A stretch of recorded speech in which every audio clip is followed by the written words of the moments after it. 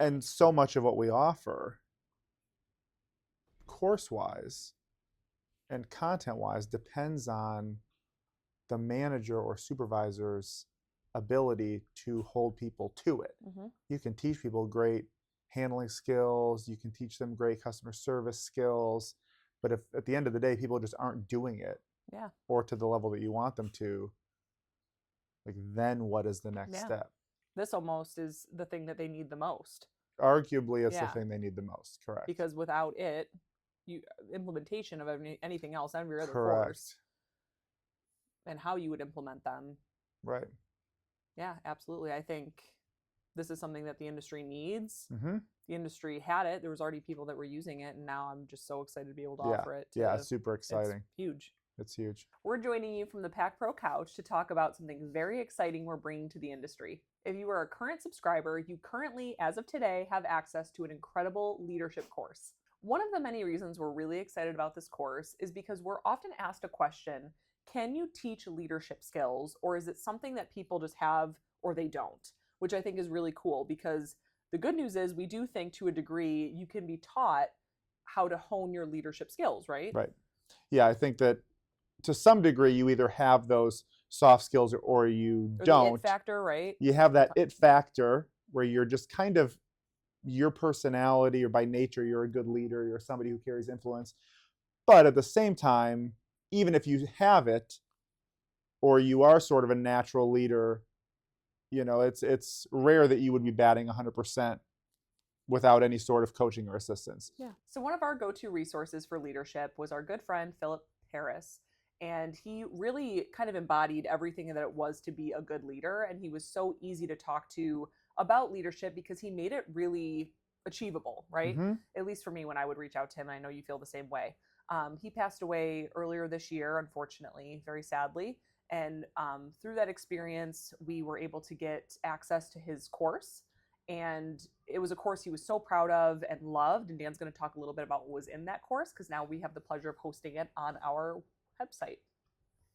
Yeah, we were in talks for ever, it seemed like, about integrating his course into PackPro for all of our subscribers that clearly could benefit from all of that great content.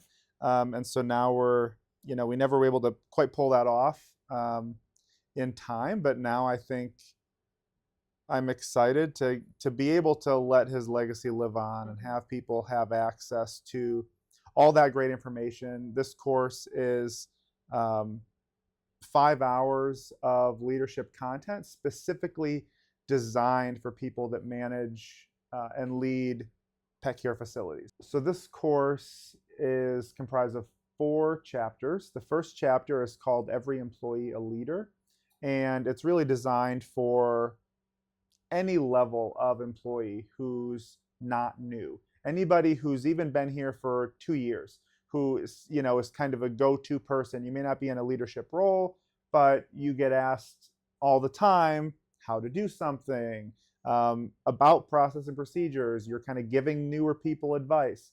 That type of employee, this chapter is great for them. Chapter 2 is titled Leadership 101. So this chapter is where he really dives into basic leadership principles and what it means to be a good leader. What traits do good leaders have? We talk about emotional intelligence and how can you use that when leading a team. How do you use influence? Understanding the common pitfalls and failures of leadership and kind of bad management. What does that look like? How do we avoid it? And then understanding what motivates people. So a lot of leadership is influence and motivation, and so we spend some time talking about that. Chapter 3 is Leadership 201. So this is an even deeper dive on leadership and builds on what we've learned in Chapter 2, Leadership 101. What's included in Chapter 3? We go further on effective communication. He talks a lot about delegating and problem solving, time management. When we're building relationships with our team, we're mentoring, we're coaching, there's a whole science, there's a whole art behind that. And it's important to understand how that's done successfully so that it benefits both parties. Um, in the moment coaching, super important. Having those difficult conversations, that's a huge one. I think in leadership, it's easy when everything's going really great and everyone's doing exactly what we asked them to. Mhm. The hard part in leadership is when they're not. And when there's difficult conversations, there's awkward conversations, there's conflict, there's dysfunction. Those are the parts that get really sticky and people have a really hard time navigating. Workplace drama, managing poor performing employees. That's brutal. If you're a new leader and you're not experienced in handling those things, and you end up with an employee who's truly underperforming, causing a lot of drama, toxic, there's conflict. Managing that for the first time can be so overwhelming and so intimidating, and it's awkward, and there's no real playbook on how to do that. And so Phil does a great job of explaining, walking through those step by step, actions to take, principles to keep in mind, methodologies to follow. It's a great resource for anybody managing a team. And finally, chapter 4 is leadership 301. So it's the most advanced part of this course. Phil spends a lot of time talking about when you move up to a leadership role. Maybe the people now you're managing were once your peers. They were your friends, they were your coworkers. So he calls it the friends zone. Having balance while managing people that you once were good friends with. Mhm. And you still could be good friends, but now there's a different dynamic there because you're their manager. How do you navigate that? What it takes to develop a high performing team. We all wish and pray that we hire 30 high performing, self motivated people, that everything clicks into place, it fits perfect. That almost never happens.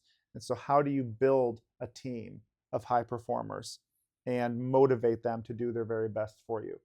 He talks about inclusive leadership and finally, authentic leadership. So, taking all the principles you learned, but then still managing and leading as the authentic version of yourself. You're not trying to be somebody you're not. You're not trying to embody another leader or put on a persona, and then when you punch out, you're somebody else. This is about using who you are as a person and leaning into that, applying the leadership principles, and we call that just leading authentically.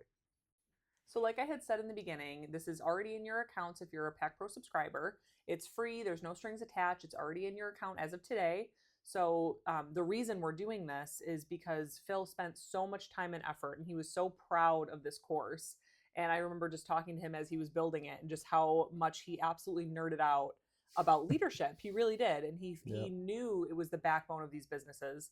And we just could not bear to see this course sitting in a website not being used anymore. Like, to us, that was just as his friends, like we could not let that happen. Correct. And knew that he would want this to continue to help other facilities all around the world, really. Yep. So yeah, we're very excited to be able to offer it, and definitely have your managers, leaders, shift leads go check it out today. You have access to it as of right now.